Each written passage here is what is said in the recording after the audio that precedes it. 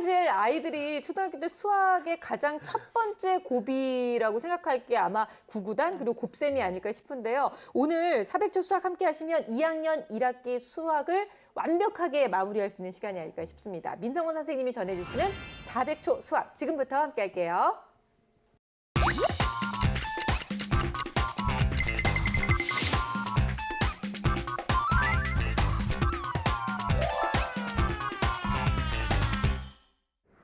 2학년 1학기 수학 엄마지도법 완벽 마무리하는 시간을 가져보겠습니다.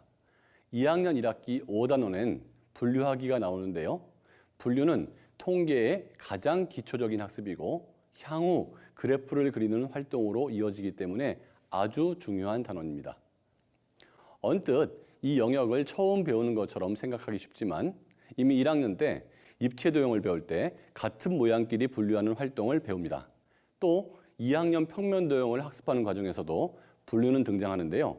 하지만 앞에 배웠던 분류와 이번 단원에서의 분류는 큰 차이점이 있습니다. 한 가지 기준으로만 분류하던 지난 단원들과는 달리 이 단원에서는 다양한 기준으로 분류하는 방법을 학습하게 된다는 것입니다. 여러 개의 단추가 있다고 가정했을 때 구멍의 개수가 같은 것끼리, 색깔이나 크기가 같은 것끼리, 모양이 같은 단추끼리 등 다양한 기준으로 분류가 가능하다는 것이죠. 삼각형, 사각형 등 단순히 모양으로 나누던 지난 분류와는 달리 이런 다양한 분류는 아이의 수학적 사고력 향상에 큰 도움을 줍니다. 또한 단추구멍이 2개이면서 동그란 모양을 찾아 수를 세보겠니? 노란색이면서 단추구멍이 4개인 것을 찾아보겠니? 와 같이 2가지 기준으로 분류하기를 통해 아이 사고의 깊이를 한층 더 깊게 해줄 수 있습니다. 또 하나 집에 있는 동물 카드를 활용해 분류를 쉽게 지도하는 방법도 있습니다. 이렇게 다양한 동물을 나열해 놓고 각 동물의 공통점을 찾아 분류하라고 말해보세요. 종류에 따라 조류, 포유류, 파충류로 분류하는 아이도 있을 것이고요. 다리 개수에 따라 분류하는 아이도 있을 겁니다. 조금 더 깊게 사고하는 아이라면 알을 낳아 번식하는 것과 새끼를 낳아 번식하는 동물로 나눌 수 있어요 라고 말할 수도 있고요. 집에서 기를 수 있는 가축과 야생동물로 분류하는 아이도 있겠죠. 이렇듯 동물이라는 한 주제로도 수많은 기준이 생기고 다양한 분류가 가능합니다. 엄마는 더 깊이 들어가 집에서 기를 수 있는 가축 중 다리 개수가 다른 것끼리 분류해볼까? 와 같이 2가지 기준으로 분류하기에 맞는 다양한 질문을 만들어 던져주시면 아주 좋습니다. 엄마가 아이에게 퀴즈를 내는 것도 좋은 방법입니다. 뱀과 나머지로 분류한 후 아이에게 엄마가 이렇게 분류한 이유는 뭘까? 하고 그 이유를 묻는 거죠. 많은 생각 끝에 아이가 답을 할 수 있겠죠. 꼬리가 있고 없음에 따라 아니면 털이 있고 없음에 따라 아마 다양한 답이 나올 겁니다. 이런 대화 속에서 단원 이해는 물론 수학적 사고력도 잘하고 수학 실력도 쌓일 수 있다는 것 반드시 기억하세요. 다음 2학년 1학기 곱셈입니다. 지금까지 연산은 덧셈과 뺄셈이 전부인 줄 알았던 우리 아이들. 곱셈을 대하고 당황할 수도 있습니다. 그래서 많은 엄마들이 곱셈을 배우기 전에 일단 곱셈 구구부터 외우게 하는 우를 범하고 있는데요. 하지만 곱셈의 원리를 이해하지 못하고 곱셈 구구만 외우는 것은 단순 학습 그 이상도 이하도 아니기 때문에 꼭 개념을 먼저 설명한 후 외우도록 지도해야 합니다. 참고로 본격적인 곱셈 구구는 2학기에 시작되므로 여름방학을 이용해 외우면 충분합니다. 먼저 아이들에게 곱셈의 정의부터 알려줘야 할 텐데요. 곱셈은 길고 복잡한 덧셈을 좀 더 간략하게 만든 것입니다. 즉, 2 더하기 2 더하기 2 더하기 2 더하기 2가 2 곱하기 5로 간단히 정리되는 원리죠. 확장되는 것을 간단하게 표기할 수도 있는 데다가 계산도 빠르게 할 수 있는 편리함 때문에 곱셈은 성인이 된 다음에도 요긴하게 쓰이는 연산입니다. 그래서 어릴 때 확실히 개념을 잡아주셔야 하는데요. 수세기의 확실한 지도가 그 첫걸음입니다. 수세기는 공깃돌이나 바둑돌과 같은 소품을 준비한 후 하나하나 시범을 보이며 알려주면 좋은데요. 예를 들어 20개의 공깃돌을 1씩 세면 20번이 걸리고 2씩 세면 10번이 걸리고 5씩 세면 4번이 걸리는 것을 직접 세면서 보여준 후 그것을 종이에다가 1 곱하기 20은 2 곱하기 10은 5 곱하기 4는 20과 같이 곱셈식으로 표현해주면 아이는 쉽게 이해할 수 있습니다. 콩이나 책, 인형 등 집안 곳곳에 있는 소품을 활용해서 놀이하듯 자주 묶어 세는 연습을 한다면 아이는 그 소품을 볼 때마다 자연스럽게 곱셈을 떠올릴 수 있겠죠? 또한 엄마들은 곱셈을 수를 묶어서 세는 거라고만 생각하기 쉽지만 사실 곱셈은 묶어 세기 외에도 다양한 상황에서 쓰입니다.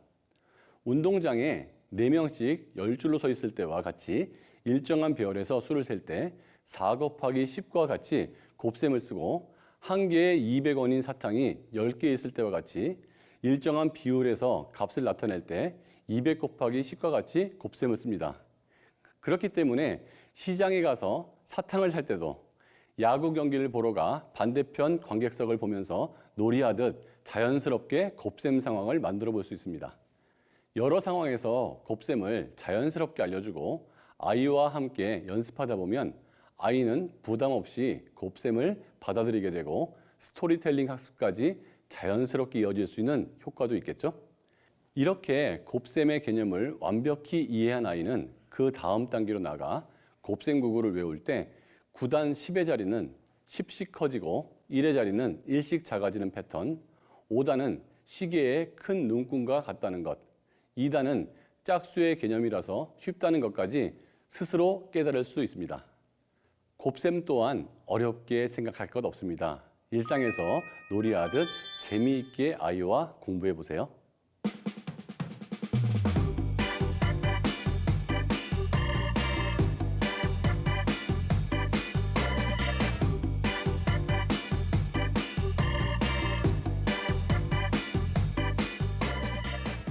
강연 정말 잘 들었는데요. 저는 구구단 하면 너무 저도 악몽 같은 기억밖에 안 남아 있어요, 사실. 그 책받침 뒤에 있는 오, 맞아요. 계속 외워야 되잖아요. 네. 그냥 밑도 끝도 없이 이해도 못하고 계속 외웠던 기억이 나는데 확실히 아이들을 완벽하게 이해시키는 게 정말 중요한 것 같아요. 개념의 숙달이 없이 외우면 한쪽밖에 안 되는 거거든요. 그러니까 답을 내는 계산기가 되는 거죠. 네. 그래서 왜 이런 의미를 갖고 있는지 충분히 생각을 하고 외우는 과정을 가져가는 게 나중에 수학을 힘들어하지 않고 재밌게 만들 수 있는 가장 큰 비결인 것 같아요. 저는 이 구구단 같은 거는 이 돈으로 배우면 제일 빠를 것 같아요. 돈, 네. 그러니까 그 2단을 배워야 된다.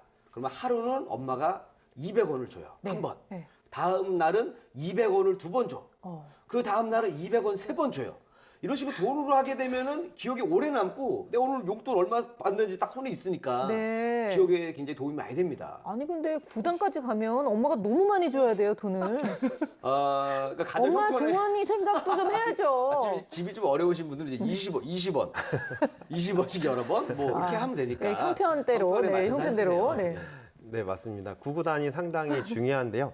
예를 들자면 한 변의 길이가 5cm인 정사각형의 둘레의 길이를 구하여라 라는 이야기가 나왔을 때 구구단이 잘 되어 있지 않은 학생들은 각 정사각형 각각의 면에 5cm를 다 써야지 돼요. 그렇죠. 네, 그걸 더하게 되면 계산하는 시간이 오래 걸리는데 계산하는 시간과 과정이 길다라는 얘기는 틀릴 수 있는 가능성이 높다라는 그럴 수 있죠. 이야기가 네. 됩니다. 하지만 구구단에 이제 익숙한 어린이에게 5, 4, 20. 네, 이렇게 대답하게 되면 네. 항상 마가 좀 떠요. 아니, 이게 놀래는 것 같아요. 회식 보면. 자리 때 게임을 많이 하잖아요, 이런 거는. 구구단을 뇌자 항상 익숙하단 말이에요. 네, 이렇게 구구단 아주 잘하는 어린이나 어른을 보면 네. 계산이 간단해지기 때문에 실수할 수 있는 가능성이 그렇죠. 떨어지게 됩니다. 네. 그래서 구구단이라고 하는 것이 이렇게 유용하다라고 하는 것을 아이들에게 가르쳐 줬을 때 아, 내가 구구단을 하는 것이 나에게 유익이구나라고 하는 걸 생각하고 구구단을 더 열심히 공부할 수 있습니다. 네, 분류 같은 경우에는 동물 진짜 몇 가지 동물만을 놓고도 이렇게 수많은 분류하기가 가능하다는 게 정말 놀라울 정도였었는데 일상생활에서도 이 분류는 얼마든지 우리가 활용할 수 있잖아요. 이런 거잖아요. 그 우리 5명이 있는데 네, 우리 이렇게 3분을 분류하고 이렇게 2명을 따로 분류를 했어요. 그 기준이 뭘까? 이렇게 나눈다면. 나는 알 것 같아. 뭐요? 일단 일반적으로 사람들이 굉장히 호감을 느끼는 타입, 무슨 소리세요? 그리고 약간 비호감. 뭐예요? 아, 미안합니다. 네. 개성이지 개성. 그렇죠? 개성. 언제나 그게 늘 아니고 좋게 참 포장을 그게 알아서요. 아니라 이런 거죠. 바로 그 학교 다닐 때 학창 시절에 네. 선생님이 특별 관리했던 아이들. 같은 의미. 공부를 잘해서 관리했고 사고를 많이 쳐서 많이 쳐서 관리했지만 관리했고. 어쨌든 같이 관리를 좀 많이 받았던 이렇게 분리도 이런 것도 이렇게 분류할 수 있는 거 아닌가요? 나도 안 무난했는데. 있는 듯 없는 듯. 요세 분은 있는 듯 없는 듯. 되게 정확하게 그 분류에 대해서 이해를 한 것 같아요, 이미 네. 씨가. 그래서 보면은 분류를 익힐 수 있는 게 가장 좋은 게 국기 있어요. 나라별 국기 네. 있죠. 그래서 모양별, 색깔별 분류를 해도 좋고 또 그 안에 도형 3가지 이상이 있는 것과 없는 것, 또 나라 이름 글자 그럼요. 수가 3개인 것과 넘는 것 이런 식으로 다양하게 분류할 수 있고요. 또 조금 학년이 어리다면 이제 채소 카드, 과일 카드 같은 걸로 밭에서 나는 것과 밭에서 안 나는 것, 껍질째 먹을 수 있는 것과 없는 것, 씨가 딱딱한 것과 말랑말랑한 것 이런 식으로 다양하게 분류하면서 궁금하면 자신이 찾아보고 네. 그래서 얘기를 할 수 있죠. 그래서 공식이나 문제로 딱딱하게 공부하는 것보다 일상생활 속에서 이렇게 다양한 작은 카드를 이용해서라도 재미있게 공부를 하면 참 좋은 수학 공부가 될 것 같습니다. 아유, 네. 오늘 400초 수학에서 함께 얘기 나눈 분류 그리고 곱셈 같은 경우는 사실 다른 건 몰라도 이것만큼은 어른이 돼서도 계속해서 활용되는 그런 원리이기 때문에 우리 아이들한테 기초부터 기본부터 철저하게 잘 이해를 시켜서 넘어가는 게 너무나 중요한 부분이 아닐까라는 생각이 듭니다. 자, 오늘도 정말 400초 수학 아주 유익한 시간이었고요. 다음 주에도 많이 기대를 하고 있겠습니다. 400초 수학을 통해서 해결하고 싶으신 수학적 궁금증이 있으시거나 또 우리 아이의 수학 고민이 있으신 분들은 저희 수학 홈페이지를 통해서 여러분들의 사연 많이 남겨주시기 바랍니다. 오늘은 여기까지고요. 저희는 다음 시간에 다시 찾아올게요. 감사합니다.